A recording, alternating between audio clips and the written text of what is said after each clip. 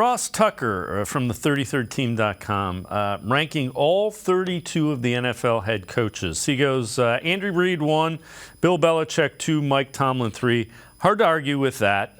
He has Kevin Stefanski at 23. Head coaching record 26-24 with Deshaun Watson eligible to play the whole year. Stefanski better make sure Browns owner Jimmy Haslam starts to get return on that absurd investment, or Haslam will try to find someone else who can. You are what your record says you are. So 26-24.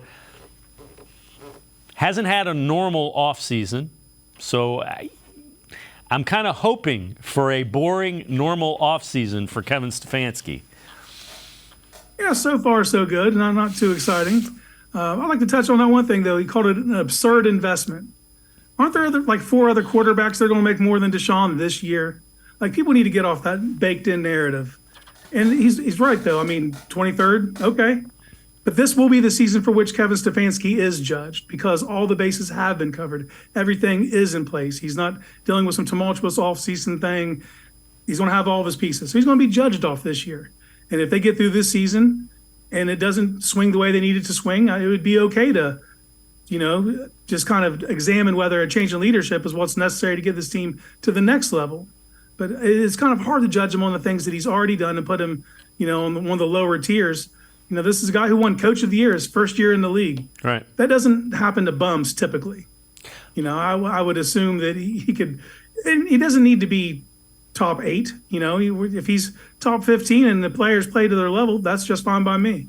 Well, and so that was with a quarterback who played pretty much the entire season. Then his quarterback busted up his shoulder. Then you had a quarterback that was suspended for the first 11 games. We have already said it's the most important position in sport, and you're kind of patchworking together a season. Yeah, he had to basically had to go through 2 different seasons, and I don't know what they planned to do with Watson when he came back, but it didn't start off right. So I think they just kind of reverted back to what they knew, what their players already knew, and try to just play it safe, keep it simple. Well, they're having an entire offseason right now to change things up and be more dynamic and implement more things that Deshaun Watson does better into his game. We'll just see how if does it come together or does it not?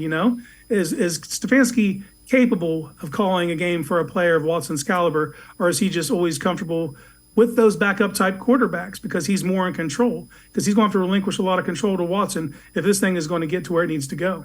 Yeah, I'm really curious to see that.